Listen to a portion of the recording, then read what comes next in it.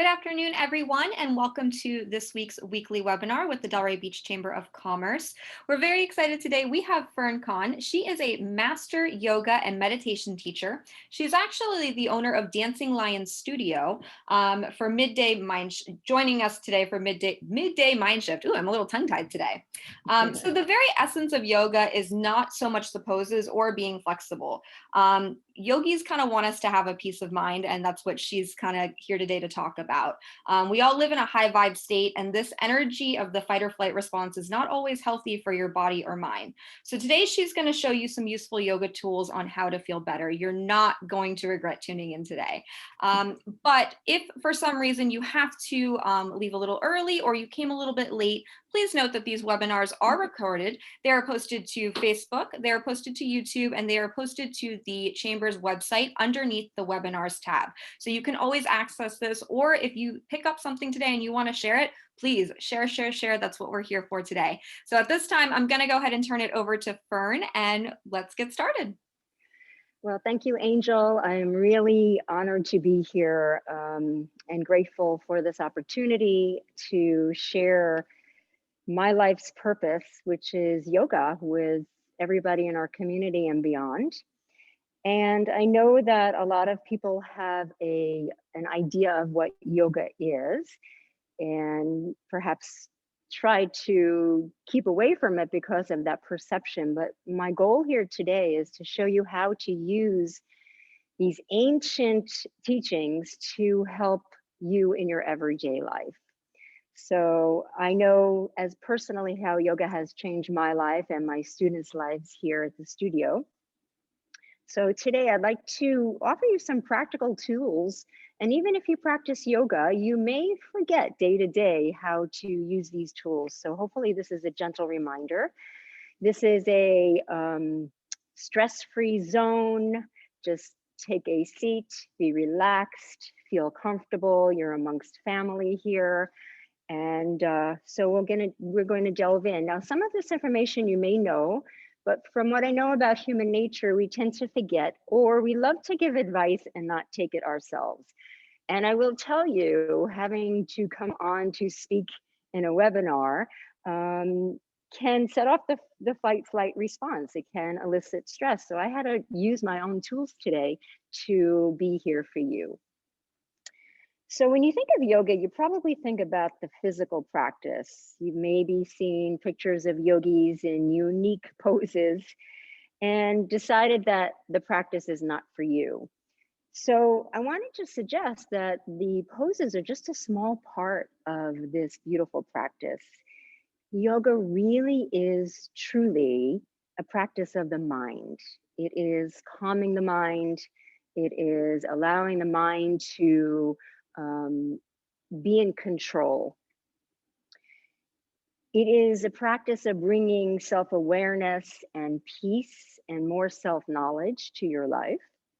And you do become enlightened. And we think about enlightenment as, oh, you're somehow this enlightened guru. But what you're doing with this practice is shining a light of awareness on the way you think and the way you react. And the most important thing is so that we don't suffer. We're not supposed to be here to suffer. We are here to have a life of joy and purpose. What if I told you that you can use yoga to be happy, to manage your stress, and even have better health?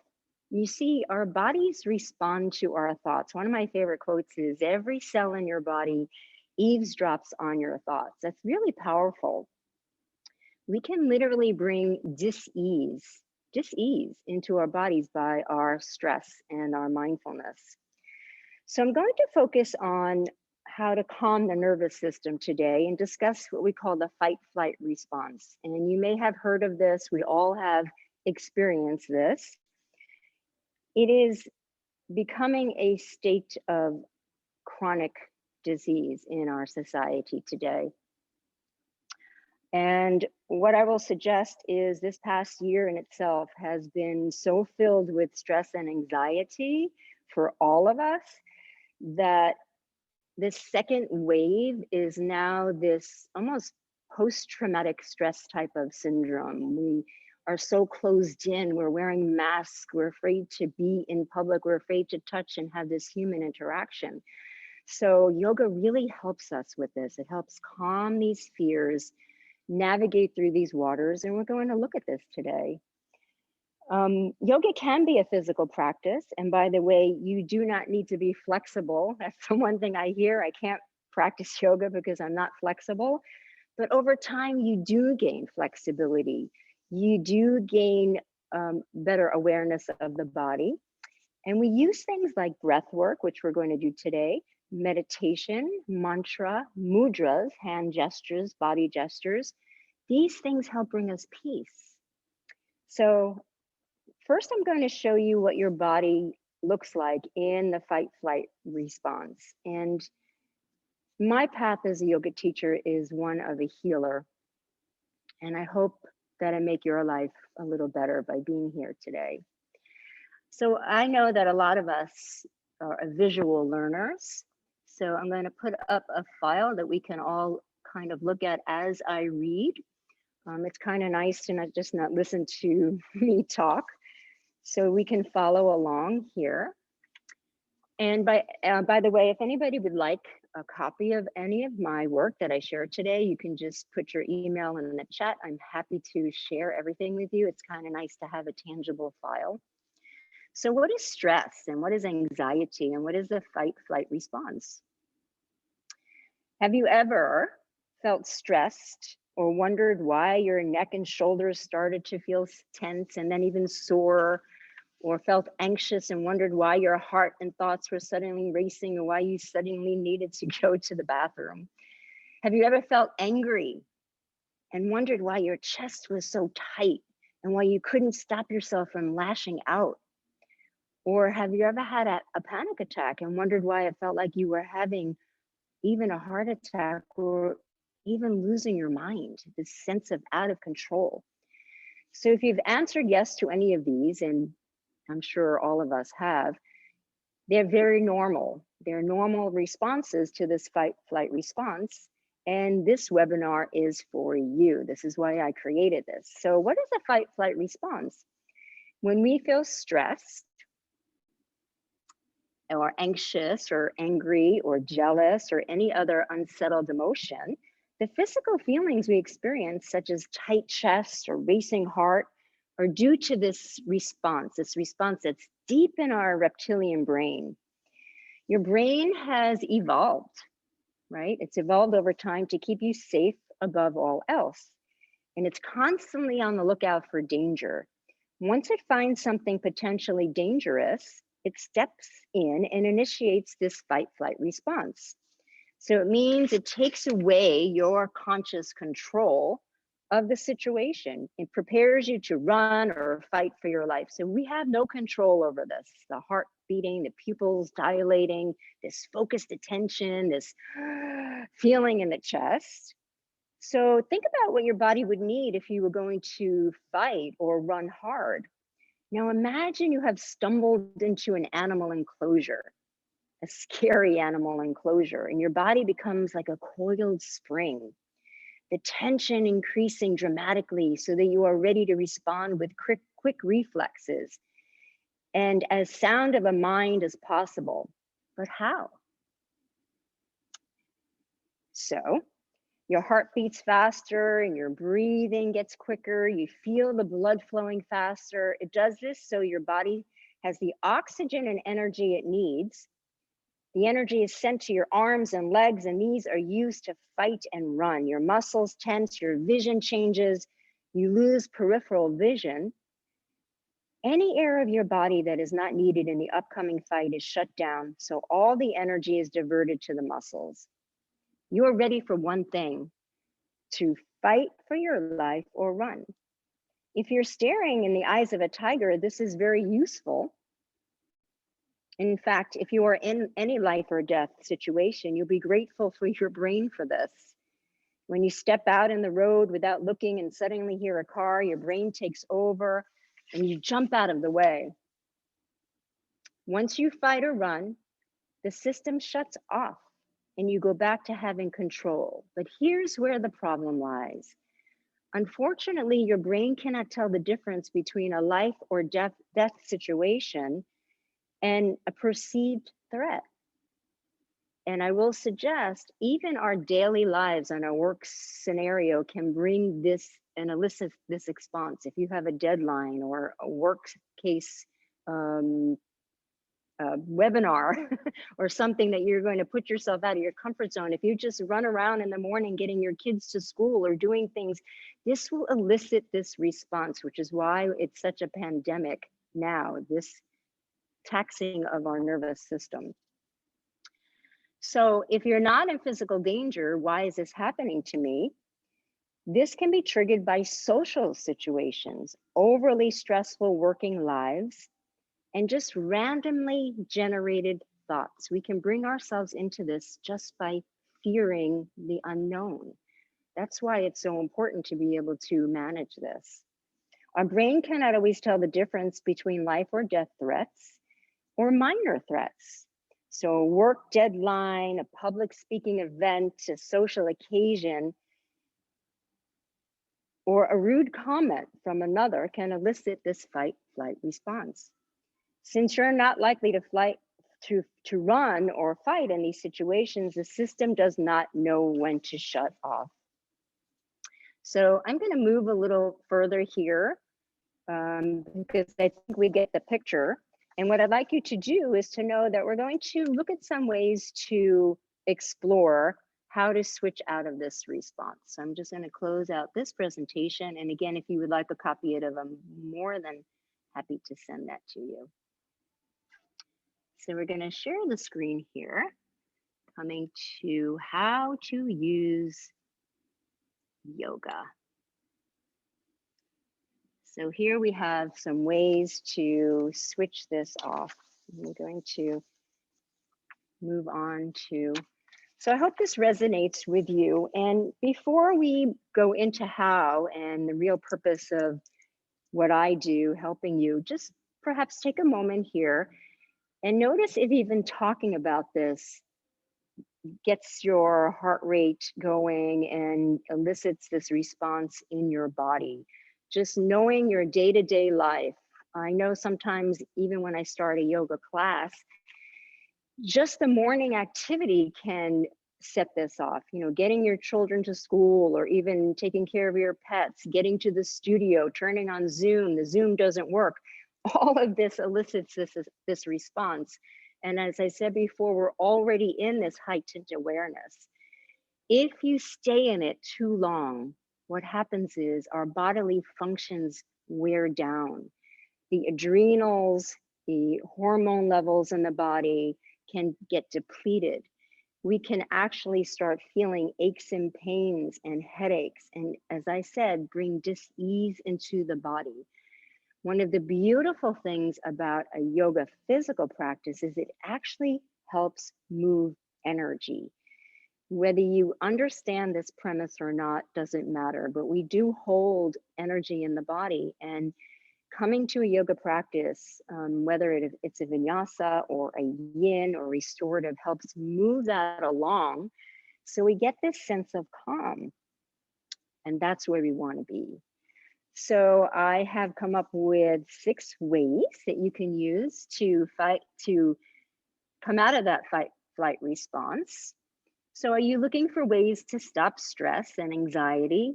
That's pretty much a blanket yes. Switch off that fight-flight response or trigger the relaxation response and feel calm again. See, back in the Stone Age, they would kind of rest in their cage after they ran from the saber-toothed tiger, which calmed the nervous system. We don't do that. Our society is go, go, go. So here's where we need the tools. Knowledge really is power when it comes to understanding and managing our emotional health. The more frequently the fight or flight response is activated, the more likely it is to be activated again. So it's perpetual, it keeps on going. And very little will be needed to set it off. So here is this diminishing returns. And one little argument and one little look from somebody is going to set you back into this. So I will share a personal story. If you're already stressed, one small thing can make you lose it. One particular day, I broke down in a flood of tears because I couldn't find my phone. Yep, the tears had nothing to do with me not finding it, although I would admit most of us think our phones are pretty important. But it was the last straw for me that day. I was dealing with running a business and living in this society and doing all my work. And just that little thing brought me into this fight flight response. So I'm sure that we can all relate to that. So it's been working on overdrive.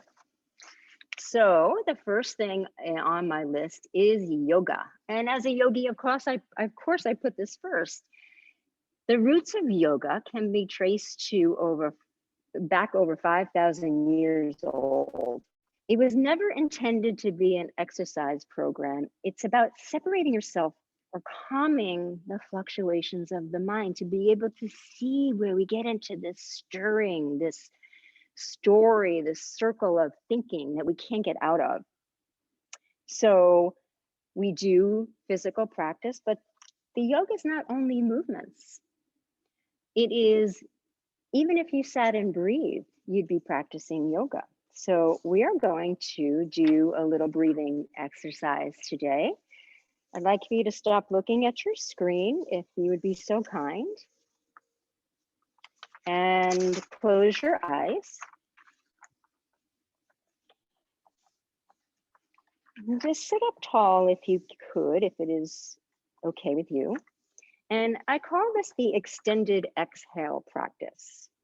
So this is a wonderful practice to do when you get home from work to unwind, or even middle of the day when you're at your desk, or in the evening before bed. When you notice this fight flight response, or just this little stress, so you just can't seem to calm down. The thoughts are worrying in the mind. This is also good if you're going to have an uncomfortable conversation with somebody or have a presentation at work. So I'd like you to breathe in and out through your nose, just a few cycles, just to settle in. Doesn't matter how it feels, just find that sense of the inhalation and exhalation through the nose.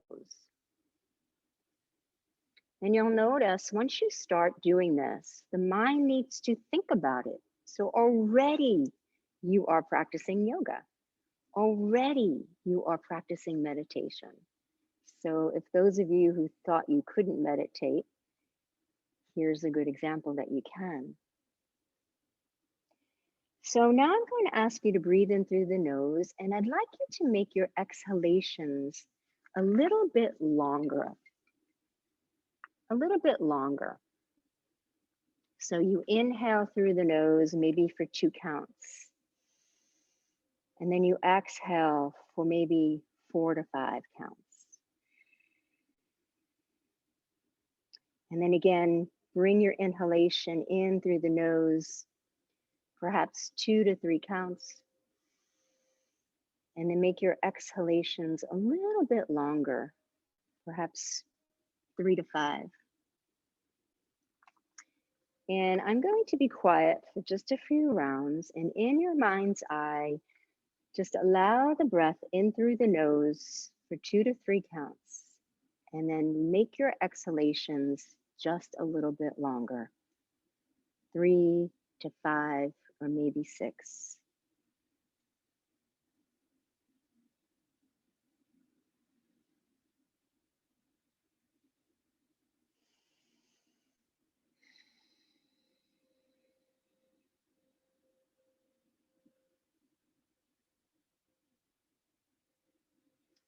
Notice if you are judging your breaths.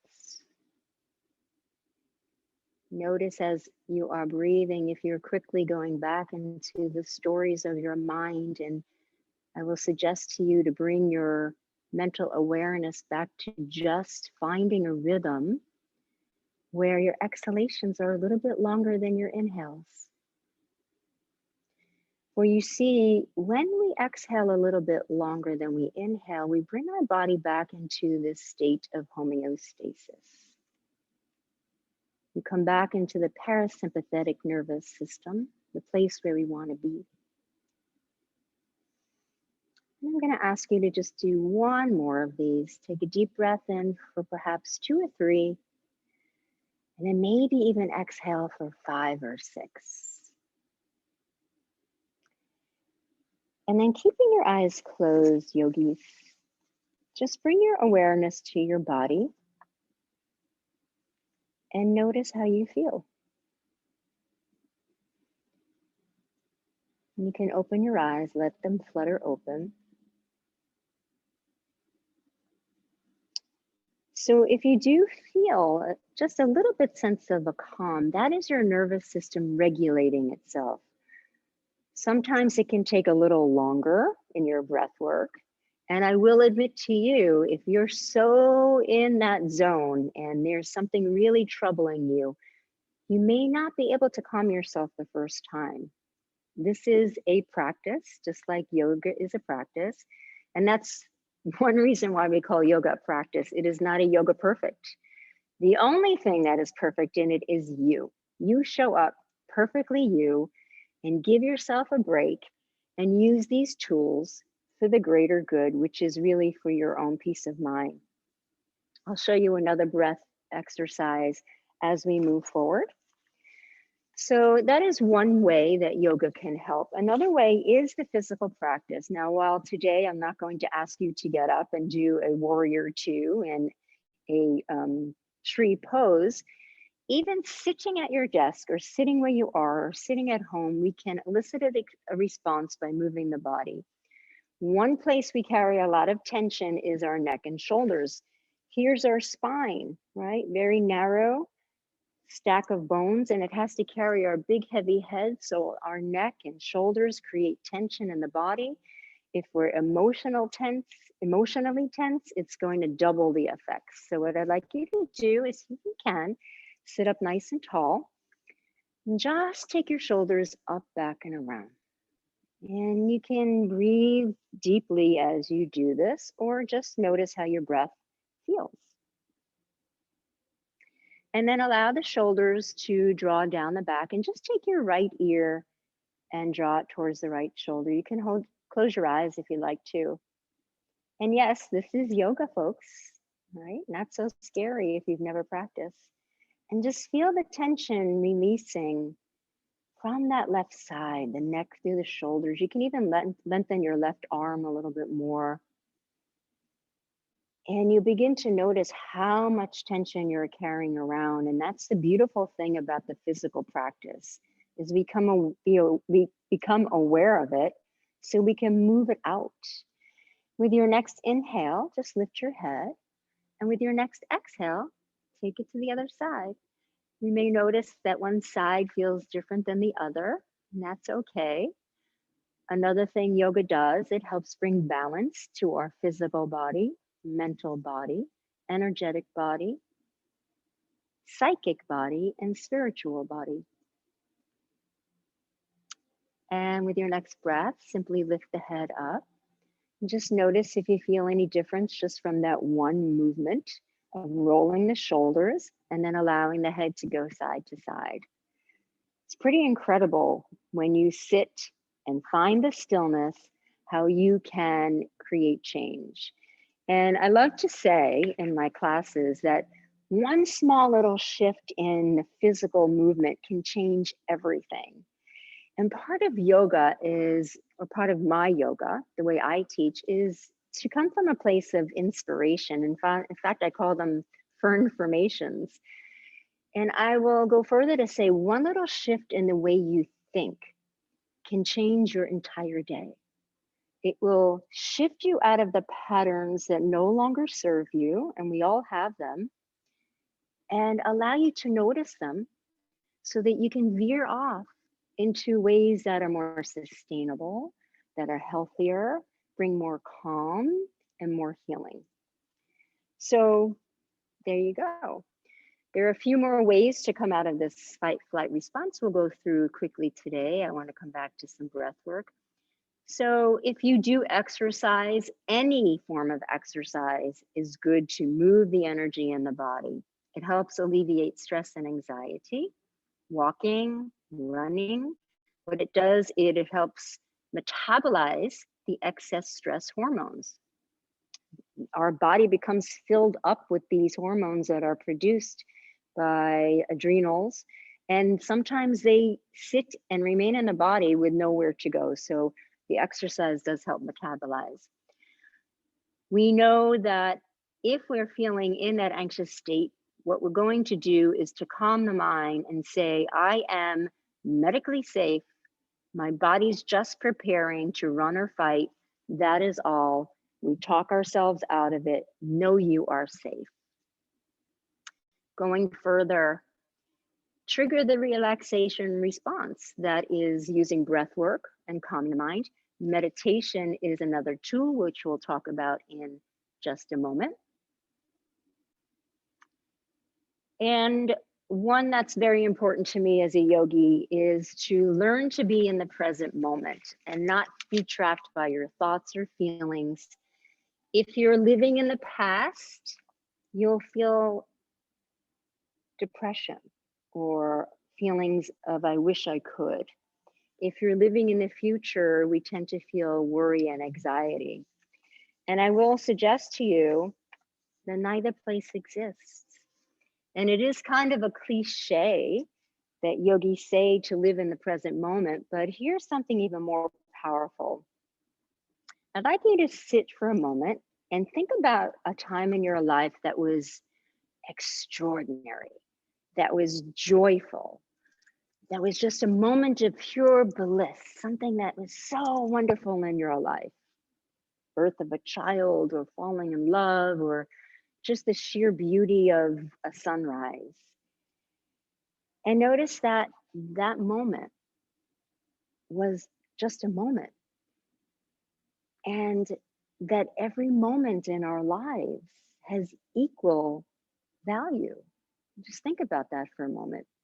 So, how many moments in your life or your day or today, I'd like you to take a little assignment today where you are thinking about worry, regret, a lack of forgiveness, sadness, wonder, jealousy. All of those moments are wasted. All of those moments that are equal to that moment of joy are wasted. And the one thing about time, my friends, is that we never get it back. So that moment that I just talked about is gone. And then this moment is gone. So my goal as a yoga teacher, a meditation teacher, inspirational coach is to bring these teachings to learn the beautiful value of our lives. And that if we can elicit that response of joy in this moment, maybe you can remember this moment. And when you look back and we speak again, when we're all old and gray, we can say, hey, remember that webinar? And it made me feel full of joy. So learn to be in the present moment. It is really that beautiful. This is your life. Let's all take a deep breath on that one. It's very profound. To continue, share with others, spend time with friends, and most importantly, laugh. We are not doing that enough these days, especially being with friends and family. It's been very tough, which is also why I wanted to do this webinar. We are disconnected, teaching yoga on Zoom.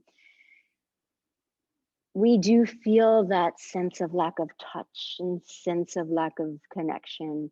Find ways to find that and laugh. Laugh at yourself. At the studio, we have been offering outdoor events. We have beautiful full moon events here where you can meet outdoors. We can come together safely, honor our community, be together in love and light. And that is a really important part of your mental well-being.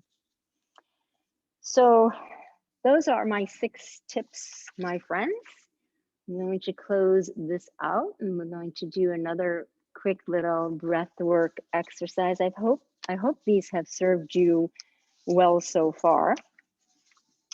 The next little breath work exercise or meditation I'm going to offer to you is we call box breathing. And they've used this for Navy SEALs to train to get the mind to calm. Very simple. Just think of it as the 4-4-4-4.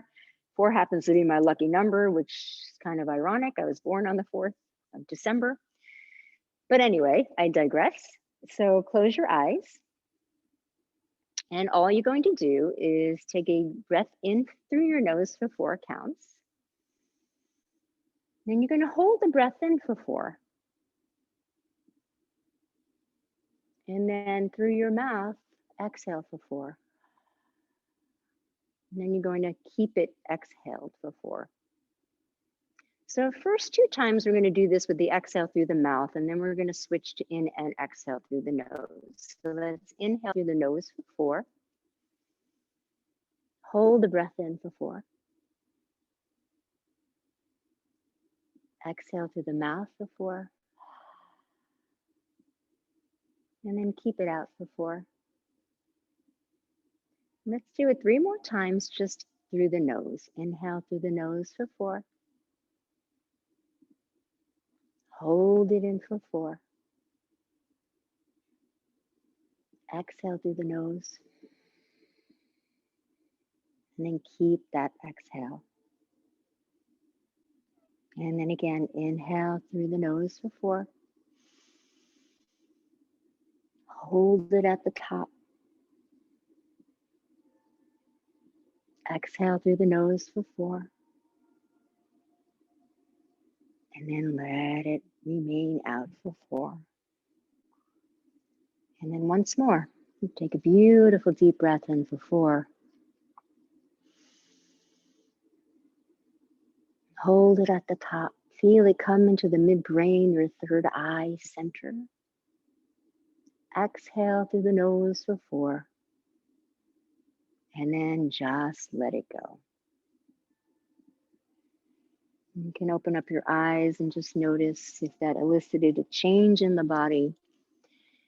And that is a form of meditation. I do teach meditation. I am certified meditation teacher. One form is yoga nidra.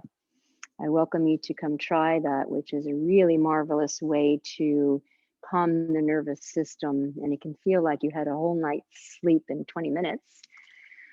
So I hope these tips have served you well. A little goes a long way. And I hope that I have, if you've never practiced yoga, that I have kind of gotten rid of the stigma of what yoga is. It is so many things, but first and foremost, it is the managing of the fluctuations of your mind. The yogis wanted us to feel peace. All of this work that we do, all of the work that's written in the Yoga Sutras and in the books and the philosophy are practices for inner peace, because we are born in a joyful state. And then somewhere along the line, life stresses get in our way. My life's work is truly to bring these practices to the community and to bring healing, allowing us to have a more fruitful life. And truthfully, if more people practice yoga, meditation, and breath work, this world would be a much better place. I thank you all so very much.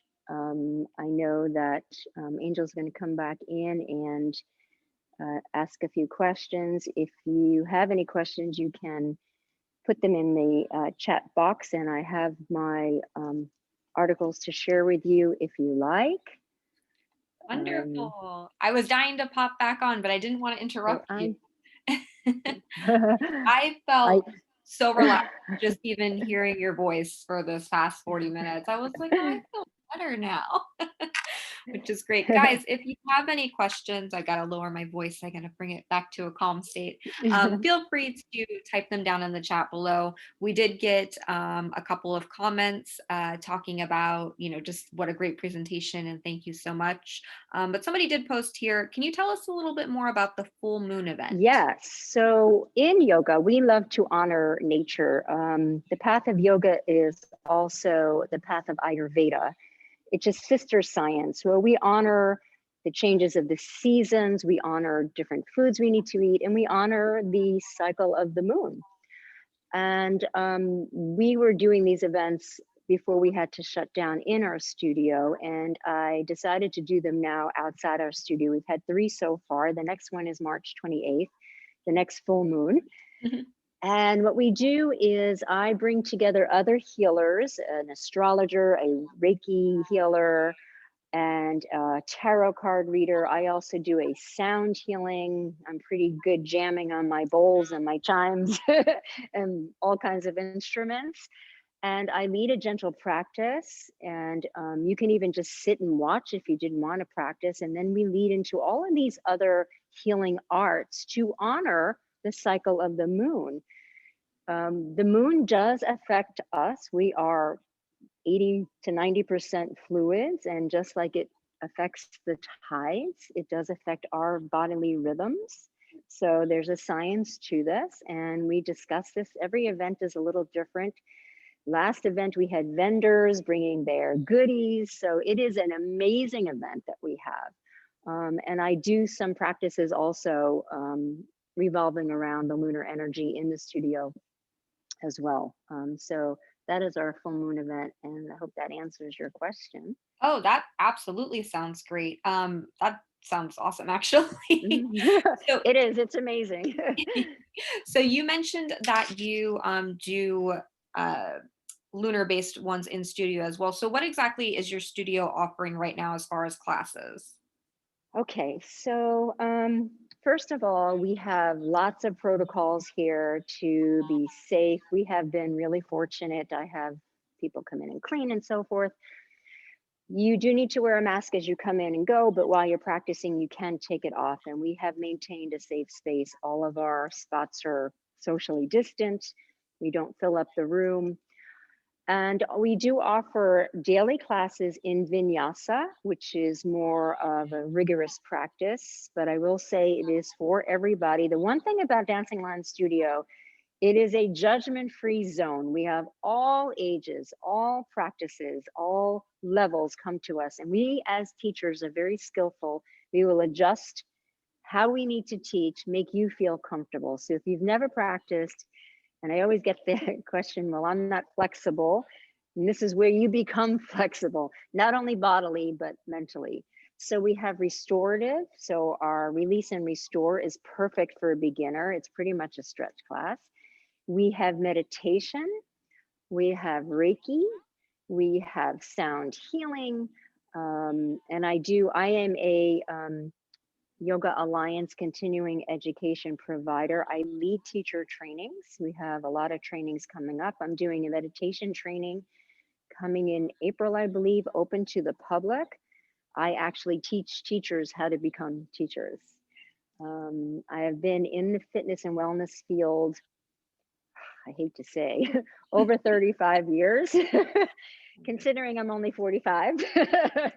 But I started out as a dancer. I was a personal trainer for many years. I taught aerobics for many years.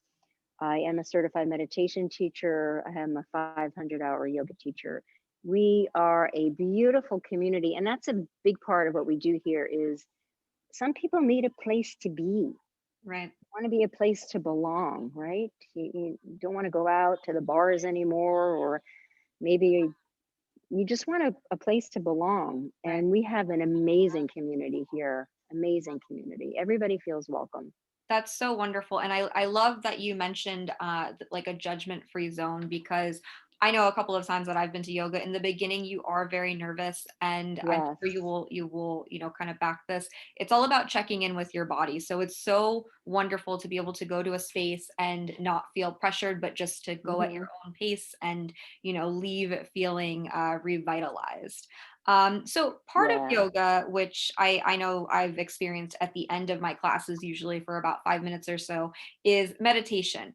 Um, and I just can't meditate. It is so hard. I try to turn my brain off, and I can't seem to do it. So what do you suggest to be able to not only do it correctly, but maybe make it a practice, like a routine practice? So, a couple of things that I want to point out there. There's no correct way to meditate. And that's where we hinder our path of meditation. A lot of people think you need to sit up tall, like, and then Yes, your eyes exactly. closed, and then that we don't think anything. And then the more we start thinking that we don't think anything, the more we start thinking. And you sit there and say, "Well, is this meditation?" And then as soon as you think that, then you're no longer in meditation. So I totally get it. It's kind of comical. Meditation is to not stop your thoughts. It is a tool to know what you're thinking. Because, like I said earlier, we tend to have the same 25, 30 thoughts every day. Most of our thoughts are not even true. That is horrifying to everybody. When I say that, like, what? Most of our thoughts are environmentally given to us, or they were true at one point and they no longer apply. And I will suggest that most of our thoughts are not really nice, Yeah. not really nice. So if you take all of that and you think about all the things you think about that aren't kind to yourself, that aren't true, if you can just take a moment to quiet all that and begin to see, we call it the seer, and start peeling away those thoughts so that your default becomes more positive. Right. That's yoga, that's meditation. So it's not that complicated. There's so many skills. I actually am really grateful. I have a couple of meditations on the Insight Timer app. Mhm. If you've never used Insight Timer, I'm actually blessed to be accepted as a meditation teacher on there. If you look up my name, I've got two. I'm going to be recording more, but I also teach meditation here. And I can give you tools. I have a great meditation on food. If you want to meditate on chocolate or something really good, that's a meditation. So we need to deconstruct what we think is meditation. The two breathing exercises I offered today was meditation. Huh. You're allowing the mind to settle on one thing, and you begin to know what doesn't serve you anymore. You don't stop thinking. That is literally impossible. Right. You Okay. stop thinking. Because I felt like there was So, something wrong with me. no, no, it is impossible. We're not seeking to be mindless. Right. We're seeking to control the thoughts we do have that take us out of the fight flight response, that are more healing, that are more sustainable to our lives. That's meditation. Hmm. All right. That's meditation. So it's all about kind of just viewing it a little differently. Right. Like you said, the Totally. stereotype of what meditation is. Totally. And that's the same thing with yoga. And just to go back to one thing, how this is so important to me, how my studio is judgment free. When I was a little girl, I was very shy, mortifyingly shy. So the fact that I get in front of all these people to speak and do these things is like crazy for me. But I learned to overcome my fears, and yoga does that.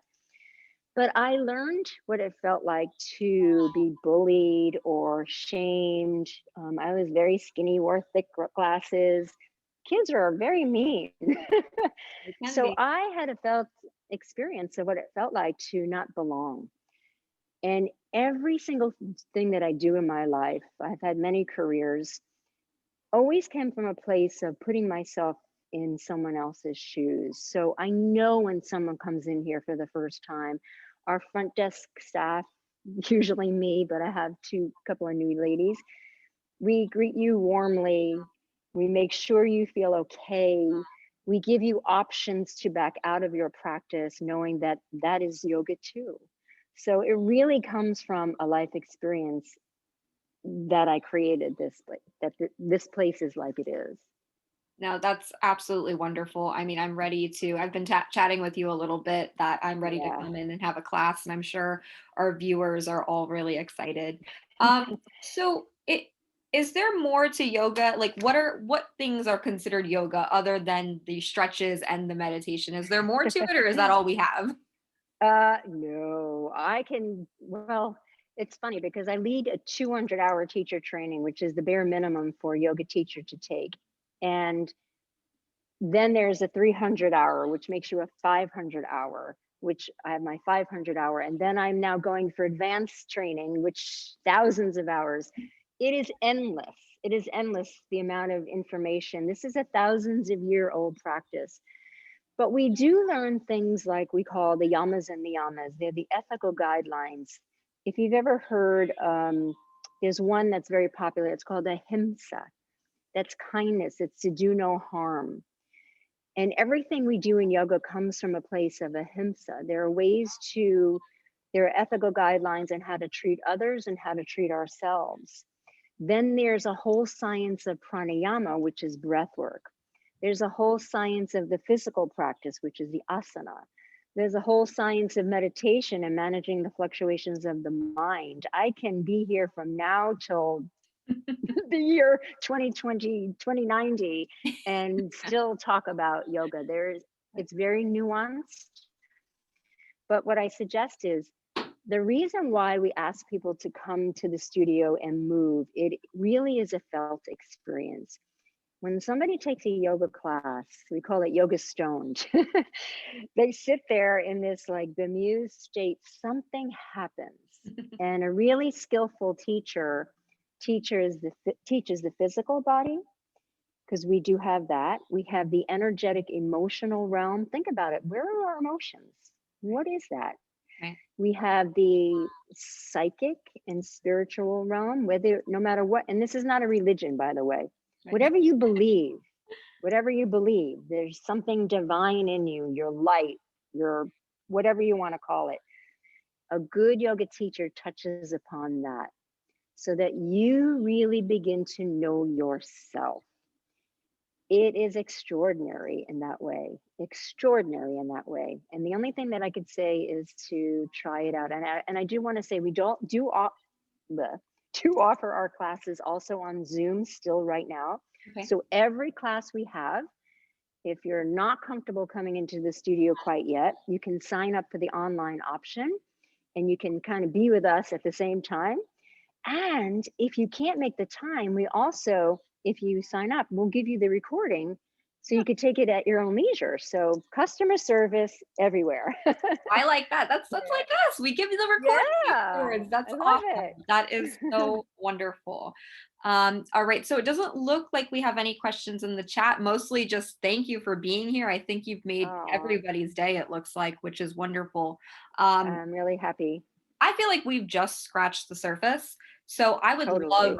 to have you back, maybe even a few times over the course of the year, because I think we have all had just a really tough time making sure to check in with Yep. ourselves and keeping ourselves out of that fight or flight mode, as you were talking about today. Yeah, So I think what we'll do, if you're okay with coming back, maybe totally. we can send out a questionnaire to everybody and see what they want to hear from. And that can be our next webinar, because I think I'm that this I'm was just, I mean, I feel 10 times better after this hour. So awesome. thank you so much Yes, for your time, for thank joining us. you. Yeah, I'm very, very grateful. I'm so grateful for everybody that tuned in and to those who will see it after the fact. Um, I've had a long journey to get here. This is my purpose in my life. Not everybody really gets to find that. And if I can make just one person feel better, I've done my job for the day. So I I love that. and I'm sure everybody who's watching believes that, because I can feel it coming through the screen. I mean, Yeah. just I cannot thank you so much for being here with us today. Guys, again, this has been recorded, so it will be on Facebook, it'll be on YouTube, it will be on our webinars tab. So please check it out if you need to revisit. Make sure you share it with a friend, and we Thank you. will see you next week. Thank you. Thank you so much. Namaste. Thank you all. Bye bye. See you soon.